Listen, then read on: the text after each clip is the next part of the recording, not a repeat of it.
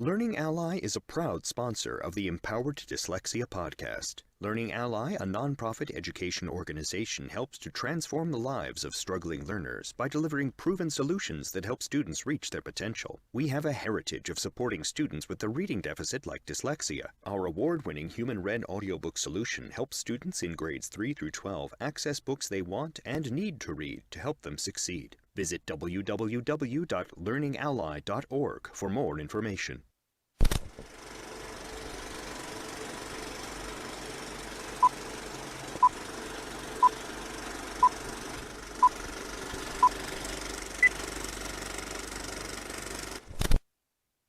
The following content is not intended as a substitute for professional legal advice, medical advice, diagnosis, or treatment.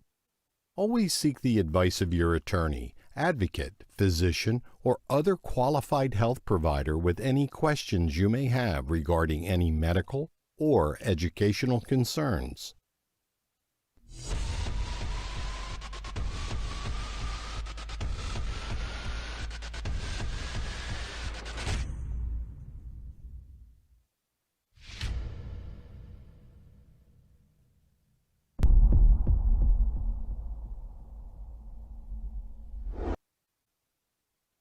Hello and welcome to Empowered Dyslexia Student Edition. This is a show for us, by us. I am your host, Asher Yearout. I have seen how much this show has helped others and how important this information is for students, parents, and teachers. This is why I insisted on doing Empowered Dyslexia Student Edition. We need to know what is going on and why. We need to be able to speak about dyslexia to our friends, teachers, and the experts. Speak to us so that we understand. Meet us where we're at. Our goal on this show is for them to speak to us and not at us. Please be sure to like us on Facebook, subscribe to our YouTube channel. Please write us a review, especially if you like us and enjoy our content. You can get all of our podcasts on Apple Podcasts, Google Podcasts and Google Play, Spotify, Stitcher, and Alexa-enabled devices, AnyPod, TuneIn, iHeartRadio. If there is a podcast service out there, we're on it. Today we are going to be speaking to Dr. Lauren, who is an Orton-Gillingham Fellow. Welcome to the show, Dr. Lauren. The first thing I wanted to ask you is just tell us a little bit about your teaching background. Sure. Thank you so much, Asher, for having me on the show. So happy to be here again on the student edition. So a little bit about my background. So let's see here. I graduated from Syracuse University with a bachelor's in psychology. And then after that, I decided to really explore education. So I ended up getting a dual master's in elementary education and special education.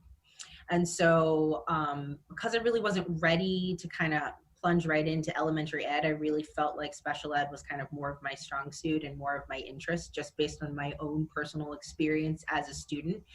And I ended up landing my first job in the suburbs of Atlanta at a private dyslexic school. And that was really the beginnings of me learning about what dyslexia was, what the Orton-Gillingham approach is. And what's really funny was I don't ever remember learning specifically about what dyslexia was in graduate school. I did take a reading course, but structured literacy and dyslexia really wasn't discussed. So when I was offered a job at the school, I was like, I don't really know much about dyslexia. And they said, we're going to get you trained and we're going to get you started on understanding how to teach students with dyslexia. So there I was a fourth grade teacher for 3 years. And I trained under an Orton-Gillingham Fellow, and I was able to obtain my certification at the associate's level. And then after leaving Atlanta, I actually moved back home. I'm originally from Maryland, and I took a job at the Lab School of Washington, and I was really hired there because of my Orton-Gillingham certification. So the elementary school was kind of run like a middle school, where I had a homeroom, but I actually rotated between different classes where I had code groups. So I had about 30 students, but it was in groups of like 5. So I would do code group with them for about 45 minutes, and then I'd switch to another group, and so on and so forth. And that was a really eye-opening experience for me, to just see the level varying with some students finding, I taught 3rd, 4th grade, and some of the students were really struggling with just understanding A, apple, or E, ed, and just understanding those basic closed syllable, 1-syllable words. So there, lab school was such an amazing experience. I was only there for 1 year. I felt like it was a lot for a teacher to absorb, just because I was commuting from the suburbs of Baltimore all the way down to Georgetown in Washington, D.C. So that was a hike within itself. But the workload was intense. I was finding myself doing, gosh, I don't know, 5 lesson plans a day with my code group and just trying to understand how I could meet the needs of my students. But I did feel like I had a lot of support. I did have my own speech language pathologist in my class. I had an occupational therapist, and I also had a social worker. So that was a really great experience that actually kind of plunged me into my next move, which I spent 4 years in private independent specialized schools. I wanted to see what public school was like. So I worked in Howard County Public Schools, which is where I'm currently living and I grew up in, and I'm raising my family in. And so I was, or still am, a certified special educator. And I co-taught 7th grade English language arts and math for 1 year. And then I co-taught English language arts and math for 8th grade for 3 years. So there I really learned how to, dig in and get my feet wet with IEPs. And that was great, because I got to really understand what the public school mindset looks like, what the process looks like, what the testing looks like. So I was there for 4 years. And that's when I really learned, like, nobody said dyslexia. It was very strange. There were a lot of IEPs and students that were on my caseload that would have specific learning disability, but no one really knew what the specificity was. And I was always questioning, and I was always told to not say anything. I was specifically told one time not to tell a parent that I worked at the lab school. And I thought that was quite interesting. And while I was working in public school, I then worked on my doctorate. And so I graduated from Northeastern University with a doctorate in teaching, learning, leadership, and curriculum in 2019. And at that point, I thought it would be a good shift to leave the classroom to see if I could make a bigger systemic difference. So I then worked for a nonprofit organization for 1 year, and I was traveling to Southern Maryland and going into various schools, and the mission of this organization was inclusion. And so it was interesting. I attended many leadership meetings. I learned a lot about how teachers really process what inclusion is and what it looks like. But I quickly realized and learned that wasn't the best fit for me. I really like being on the front lines with the students and the parents and, administrators and the community. So at that point, I decided I wanted to go back into the classroom. So currently I am working at another private independent school. It's a Quaker school in Baltimore called Friends School of Baltimore. And I am the learning specialist there. So I am no longer teaching. I am overseeing students that need support. Students, they don't have IEPs in the school, they call them learning profiles. And so it's my job to support them. It's my job to coach and support teachers, give professional development, anything that it seems that teachers or students might need support in. So that, I know that was a mouthful, but that's basically my career in about 10 years. And I don't know how long I was talking for. So one thing you touched on is that in public school, they didn't want you to tell, they didn't talk about dyslexia at all. Why do you think that was? Why do you think that they wanted you to pretty much hush about dyslexia?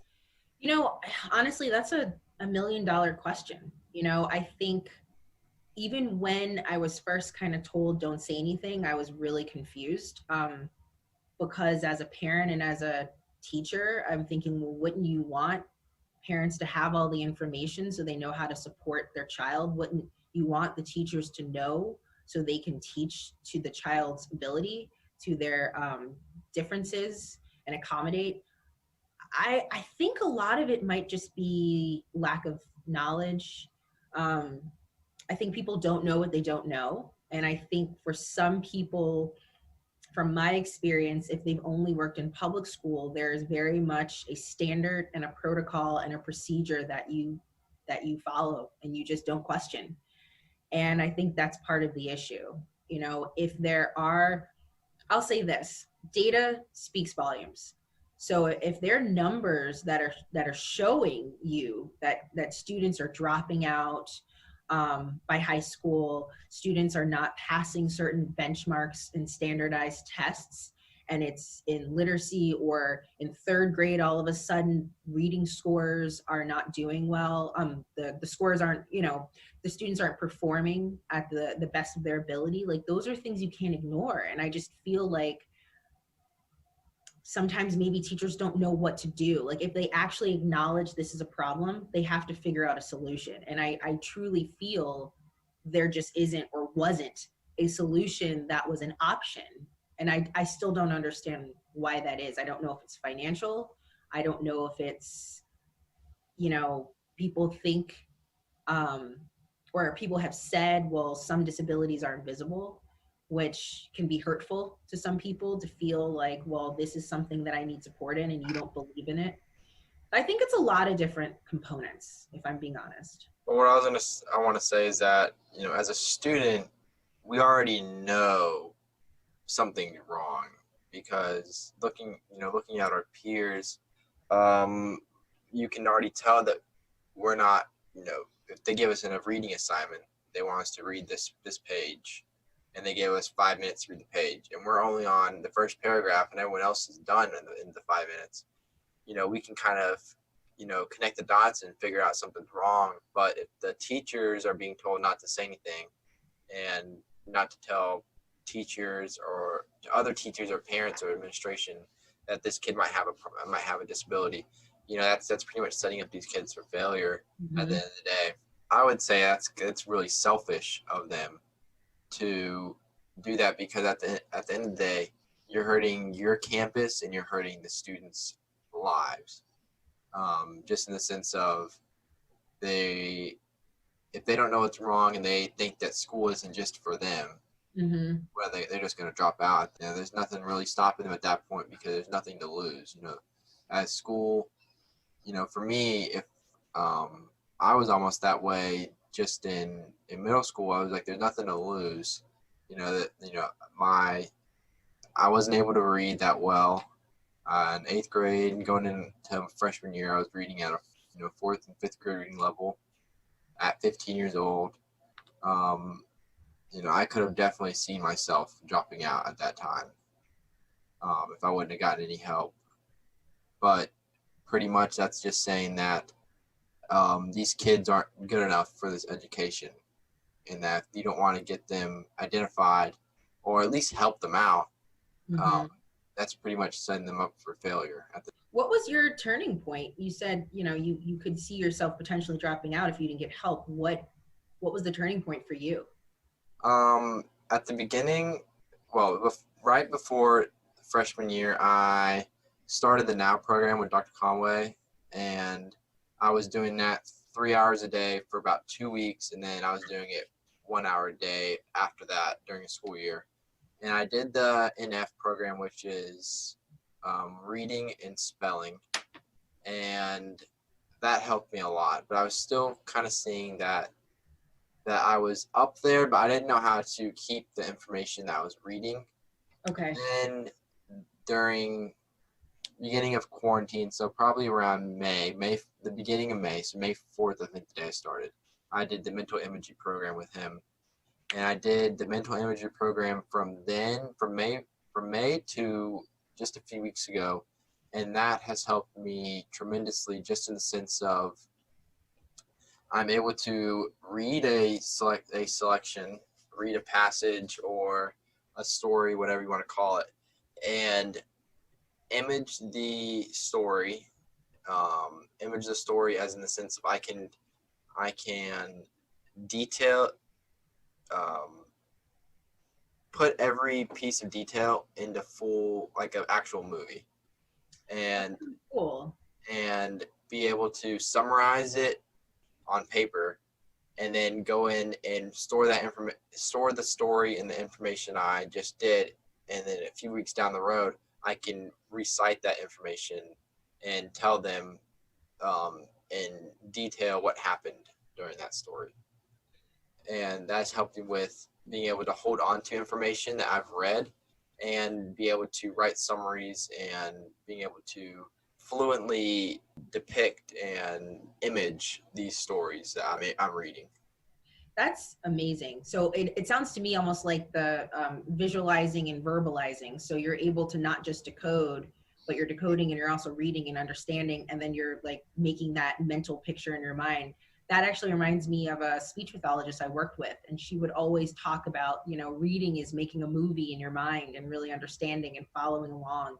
That's great. I know your dad has told me, I've seen actually the interview that your dad did with Dr. Conway, and I know your dad has shared some stories about just the interventions he's done with him too. And I think that that's amazing that you have that resource, you know, because it seems like that's probably changed the way that you, I don't want to put words in your mouth, but it seems like it's probably changed the way that you view school. And it seems like you're more confident and comfortable in that space. Is that true? It definitely has. Like I always wanted to go to college ever since I was little, but last year I couldn't really tell if I was going to be able to go to college or if I was I don't know. I couldn't really tell what I was going to do with my life last year because I could really see myself going both ways. I could see myself dropping out. I could see myself just barely making it. But I feel like this year was kind of more the turning point in the sense of this year is really the year that I've really said to myself that I got this and that this is going to be the year for you. pretty much. That's awesome. That I'm able to, you know, I know I'm able to do this, that I wouldn't say I would be not afraid anymore of failing. The next question is just going to ask, are you or any of your children dyslexic? No, so that's actually a question I get a lot. And maybe, I think because on my Instagram page, I'm so passionate about dyslexia, I think it's assumed either myself or someone in my family is. And actually, no, but I do feel very near and dear to the dyslexic student because I had my own learning differences. So I think that was probably the plunge for me into why I wanted to go into special education. The next questions I have for you is, what can we do to help educate teachers about dyslexia? I remember you were saying that, you know, a lot of these teachers were told to pretty much hush and to not say anything, pretty much get these teachers educated about dyslexia and other learning disabilities that are in the classroom that these students are experiencing in their lives. Yeah, so I like to kind of view it like this. When you go to, if you have a rotten tooth, right? You're going to go to the dentist, and you're going to go to the dentist and you're going to assume the dentist knows, let me look, let me see what's going on. Oh, we need to do a root canal. Like, you're expecting a specific service, right? Same thing with when you, let's say, break your arm, or if you have a specific type of cancer. There is a process and there is a specialty. So I'm going to kind of put this in two different ways. I think this is a systemic issue. I truly believe that if Well, I would like to think people go into teaching to make a difference. So if you're going to a teacher preparation program, you're going in for a specific, not even approach, but like if you want to be an elementary school teacher, you have to learn different ways to teach social studies and science and math. But if you're not really putting emphasis on literacy, and I don't mean just like reading's fundamental, reading is fun. I mean, really teaching these in-service teachers what structured literacy looks like, why it's important, what multisensory teaching is.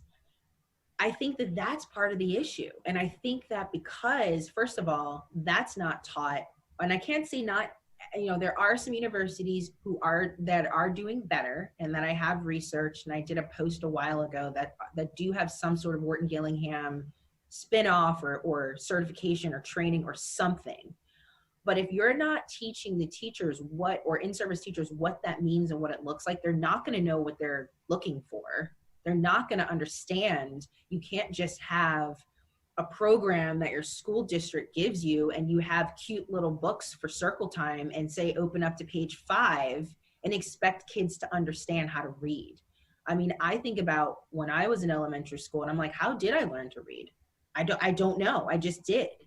But so that's one piece. The second piece is if you're not teaching your in-service teachers what dyslexia looks like, they're not going to know what to look for. They're not going to know what to do.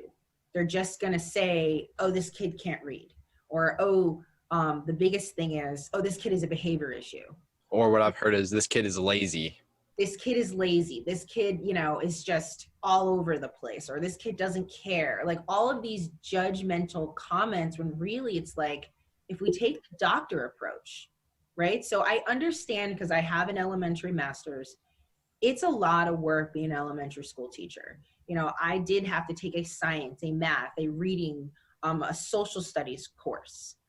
But the thing is that I feel as a special educator, I took a class on autism. It's just one class. I don't remember taking a class on specific learning disabilities and then, you know, auditory processing disorder and dyslexia and dyscalculia. I mean, there's so many different disabilities that teachers go into the field and they don't know what they don't know. And it's really honestly at the systemic level doing teachers a huge disservice.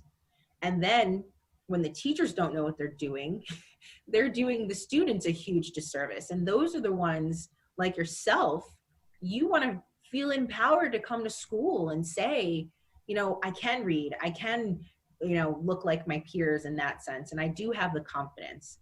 So I think there are there's a level of how we can educate teachers about what dyslexia is. But I think we have to start really at the teacher prep level. And I feel like what you said is that when the teachers are being not taught about dyslexia, the teachers are getting a disservice, but at the same time, the students are getting a disservice too. Because teachers aren't being able to teach the students correctly, then how are the students supposed to be able to learn how to read? Yes. And if they can't read, they're going to pretty much, they're going to fail in life because at some point they're just going to say, this isn't for me. Like that's what I've heard at least a lot of my friends say is that school isn't for me. I'm going to drop out or I'm going to graduate. And, you know, here in Texas, there's the oil pipeline. I'm going to go to the pipeline. I'm going to go do carpenter or electrician or plumber. And that, you know, and another thing I've seen is that school is kind of pushing the trade more and more, that it's okay to go to trade school, or it's okay to go work HVAC, and truly it is. If that's what you want to do, it is. But it's not saying that they're saying that you can, that is the only thing you can do is not. It's like putting one thing I've heard is that it's like putting a roof over a plant. The plant isn't going to be able to grow, or putting like something over a plant where the plant isn't going to be able to grow to its full potential if you just have this piece of wood or whatever above the plant is going to stay that height for the rest of its life. But once you get rid of that piece of wood or whatever is covering the plant, that plant is going to grow and flourish how it's supposed to. No, I think that makes a lot of sense. And I definitely want to touch on the vocational and trade work you were just talking about. I think that is probably the easier out for some teachers because they don't know what to do. You know, they're and I haven't heard this much with elementary school, and mostly because I was in specialized private school, so all the teachers knew what to do. But in public school, there definitely is that, I think, that mindset of, okay, I have 35 kids. I need you to do what you're supposed to do, and I'm going to do what I'm supposed to do, and that's how it works. And if you aren't doing what I'm teaching and showing that you can progress and learn, well, maybe school's not for you. And I think that there's some teachers that probably don't realize saying comments like that, or, you know, the small little gradual.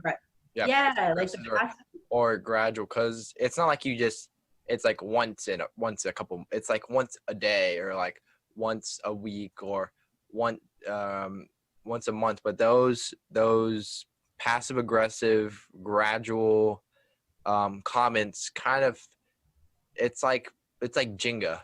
Like you're picking out one block, and at one point everything's gonna fall over, and that's the point where the kid is going to drop out and you're gonna go is pretty much done with everything. That's a really great analogy. I like that. Actually, I might use that in one of my posts, because that is a really good visual, if you don't mind if I did. And obviously I would. Oh, you can 100% do that. Yeah, that's a really, really good visual. Because I think you're absolutely right. You know, it's not like in second grade a kid says, I'm going to drop out. You know, this is like over time. Because you hear it in elementary school. Well, I don't know if you hear it in elementary school, but it's more like you need to get on task. You need to do your work. And then in middle school, it's kind of the same thing, but getting more aggressive. And then in elementary school, you know, some teachers could just say, you're flat out lazy. Stop being lazy. Do your work, get on task, this, that, and the other. And it's just a buildup of over time, just like Jenga. You know, it's one block, and then it's another block, and then it's another block. And then all of a sudden, everything just comes tumbling down. And then you're like, what did I do? Right. No, that makes complete sense. And definitely. Another thing to kind of add on to this is, how could we get our teachers to understand that our accommodations are crucial to our educational, like our education time and our success in the classroom? So I think this goes back to teachers need to understand what dyslexia is and what it looks like. So for example, and I'm sure you would probably agree with this. To me, this is a basic thing that I just know, but I know some teachers don't. Oftentimes teachers will just popcorn read or just call on students to read the objective, or, oh, can you read the directions to the class? And so that's anxiety point number one. You know, like if you don't know your learners, you could really be, especially if you're in high school at that point, that could really be like the determining factor of like, oh my gosh, I really don't like this teacher now. And so I think that is a big thing. So understanding like, okay, this student is dyslexic. Because this is what I usually do. I have a student right now that's actually in my advisory who just got a dyslexia diagnosis. And so a teacher basically had mentioned to me that they were going to have the student read out loud. And I said, what I would recommend is actually talking to the student and asking if they're comfortable with that. And if they are, talk about a system of, maybe you say, I'm going to point to this, and then in 5 minutes, he gets to practice reading the sentence and then reads out loud, whatever it is. But I mean, that could be an accommodation, because it could also boost confidence if the student knows, oh, my teacher understands, but wants to kind of push me a little bit. So I think the first thing, like I said, is understanding what dyslexia looks like and understanding some of those small things, because I often think teachers don't understand the social emotional aspect of it, the impact of that, the peer factor of that. So that's one thing. One thing I wanted to say was that the popcorn reading, sometimes that can make you feel like you're stupid almost. And that's really hard to say, but it really makes you feel like you're stupid. You're not as smart as your peers, because you look at your peer and you hear him or her, read through this sentence or this passage, this paragraph with ease, not even miss a word. And then you're reading it and it's like, you don't know this word. And then somebody calls out the word and then you say the word. And then it's really because this has happened to me before. It is really something that really puts you down or can ruin your day, because a lot of this stuff is very, can be very touchy with a lot of kids that do not want to read in front of their class. I know, and even like now, teachers like ask if you can read something on the Google Meet or the Zoom class. And I feel like that is very, especially now since there is audio on pretty much everything. I wish teachers would just play the audio and just have everyone listen, just so you don't have to worry about maybe offending someone because they may not have the same reading skills as somebody else. And probably the best thing to do is just to play the audio of the story, or the teacher read it, because I think that will save complications with you and the student at the end of the day. Well, and I think also because I think that's a great accommodation, especially with mostly everything being remote. I think oftentimes teachers do that popcorn read stuff. It's supposed to include, it's one of those like, oh, I haven't heard from this student, let's just call on this student. And I think like there's a time and place. I feel like if you have a good relationship with your group of students and you're realizing like, the student's kind of retreating and they're not really as engaged, let me try to get them engaged, then that is a little bit different. But I do feel like when teachers do that, it can be very detrimental. Another thing I did want to touch on with this question was teachers really need to be up to date with their professionalism. So again, going back to the doctor analogy, if you take your child to the pediatrician is going to give you the most recent updated information. They're not going to give you information from 1972. Your doctor is not going to say, oh yeah, there's no vaccine or medication for this, I'm still looking at manuals from 1964. It's the same thing with teaching. And I feel like, yes, there's a lot of professional development out there. There's a lot of stuff that teachers do. But from my experience, at least in public school, a lot of it is to check off the box. Yeah, I already did this. Yeah, I need this just to renew my certification. But what are you really taking away from that? Are you still as invested 20, 30 years into this career as you were when you were fresh out of college or grad school? And sometimes that answer is no, because I feel as if as much as teachers put in, hopefully, time, effort, energy, all of that, they still get the holidays, the summers off, all of that. And I think it's an easy out to just say, oh yeah, I went to that professional development. The school district's going to change this in a year, so why should I care? Yeah, one thing I really like what you said is that the pediatrician isn't going to give you something from 1972. I was almost 50 years ago. Yeah. It was almost 50 years ago. How would you feel if you went into, let's say you had cancer, you went into get cancer treatment and they gave you some cancer treatment from 50 years ago? Right. You're gonna be like, are you stupid? Why are you doing this? It is very, why is it okay to do that with a pediatrician or a bone doctor or any other cancer treatment, but it's not okay to do it with that, but it's okay to do it with services, with dyslexia, let's just throw in ADD, ADHD. People will use things that are from almost half a century ago, right, and think it's still okay. Yeah, no, exactly. And so when I was thinking about this question, that's really what I thought about. I think teachers, I mean, not teachers, doctors, dentists, chiropractors. I mean, all of these professionals that people go to for specific reasons are expecting that they're going to get top-notch, cutting edge research and answers. So why can't we, as I'm going to really say public school teachers, because I feel like in the specialized private schools I was working in, I was getting really like top-notch knowledge, training, professional development. But in public school, I don't know what that is. I just don't understand. And I think that it's just not there. I think that they'll give you the, an hour, 2 hour, 5 hour seminar, which what is that at the end of the day, what is that 5 hours going to do for you? Right. It may give you like, oh, that's pretty interesting. But Yeah. Are you pretty much the way I look at it is that they expect the teachers to go out and do their own research after this.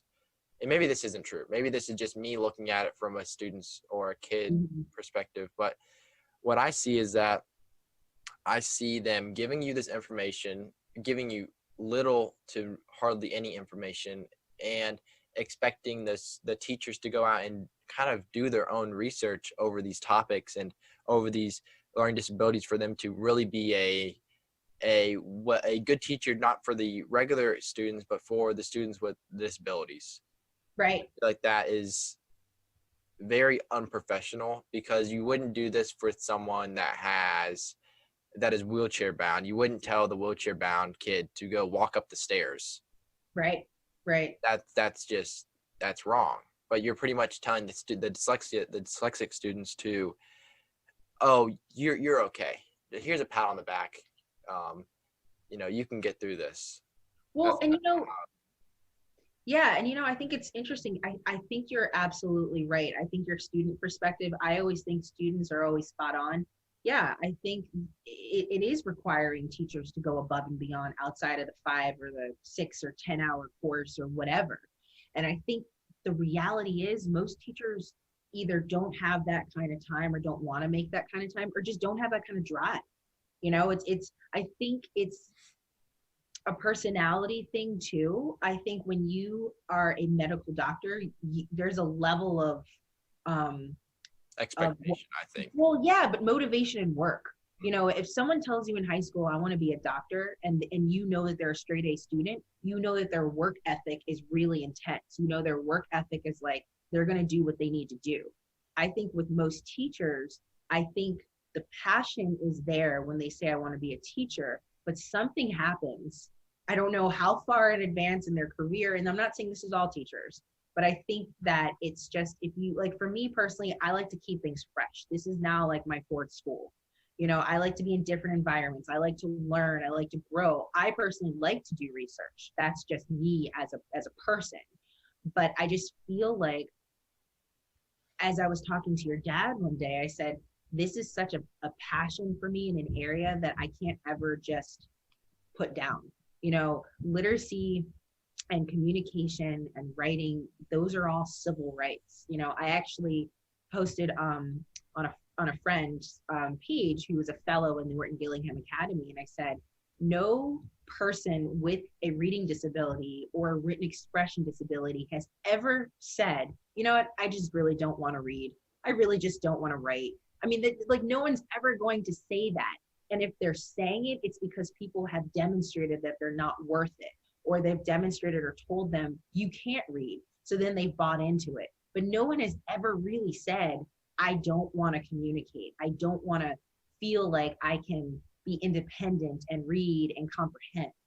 And so it's just, it's mind-boggling to me, how there are some teachers who will just kind of take the easy route. And I don't know if this is going to offend people, but I'm just being very honest. Yeah, and that's probably the best way to get the point across, just to be brutally honest. Just say that a lot of times they might just not care to go above and beyond, or just do a little bit. You don't have to do a lot. You just have to do a little bit of research just to figure out, hey, this is a serious problem. And almost an ADA, exactly. This is almost like an epidemic just in the classroom, that 1 in 5 people are dyslexic, and that 1 in 5 people are getting failed every day by the education system, because they aren't giving us proper reading sources, and they're not teaching us how to read. Because if you're not taught how to read before third grade, you're automatically the I would say the minority to pass high school or to graduate. Yeah, you're flagged. Because you're flagged, and you're already so far behind that almost the easiest thing to do is just to drop out, just because you're so far behind, and you've gone through all this pain and suffering and struggle where you just don't want to do it. You just don't want to have to live another day, through school, I should say, and going through this pain and struggle of trying to read and trying to get these good grades that you want to get. You just say, I'm just done with school. Yeah, absolutely.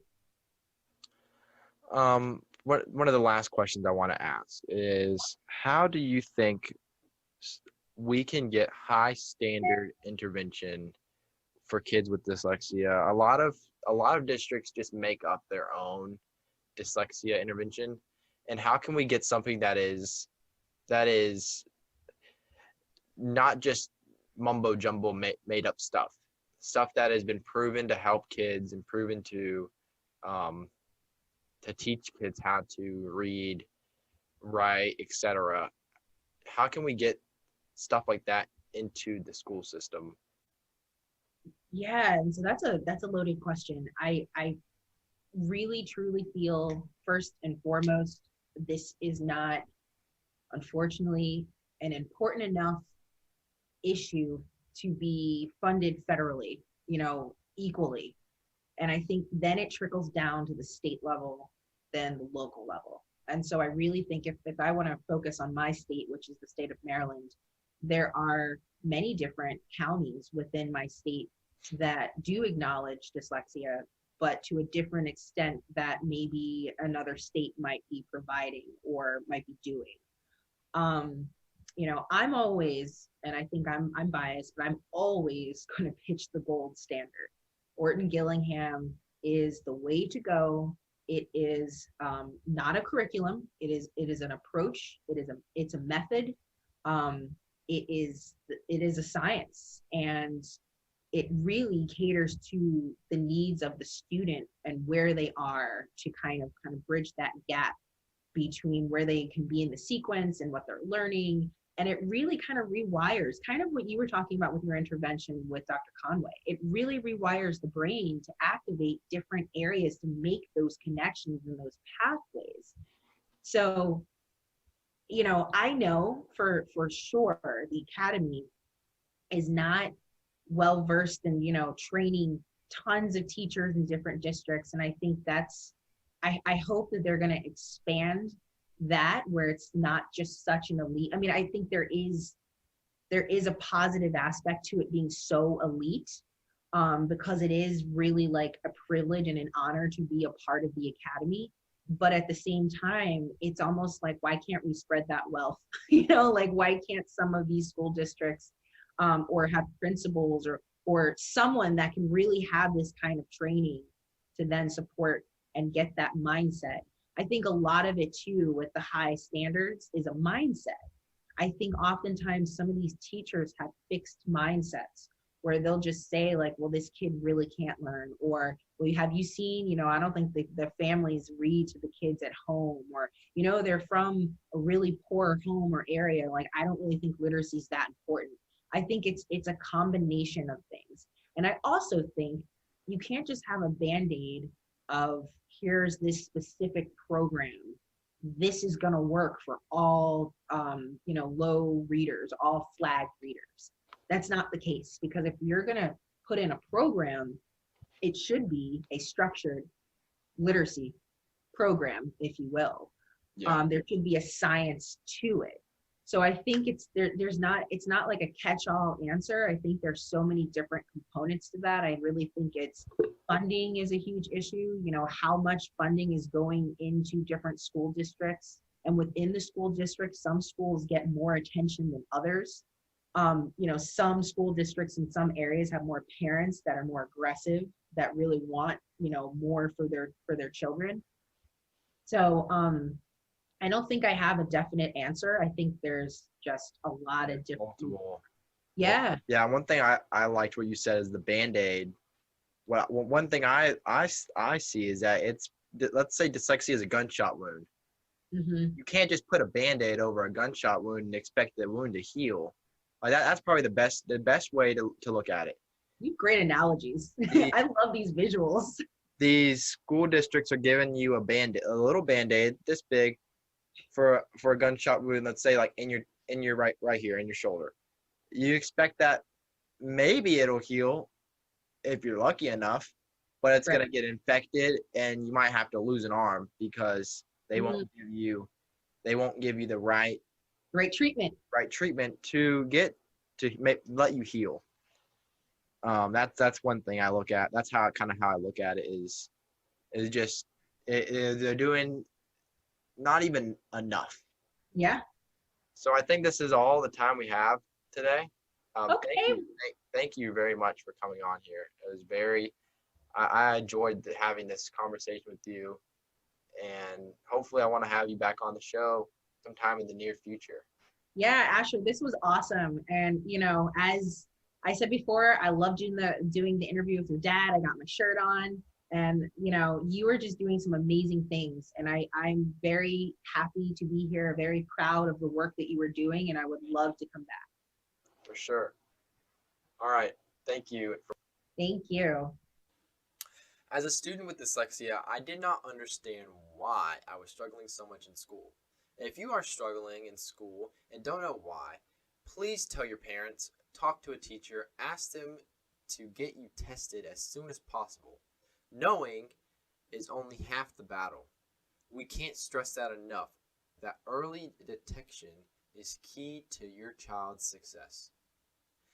We have an evaluation letter templates on our website at www.empowerdyslexia.info, as well as a list of events and tips for parents. Thank you for tuning in. We'll see you next time. Now here's a word from our sponsors.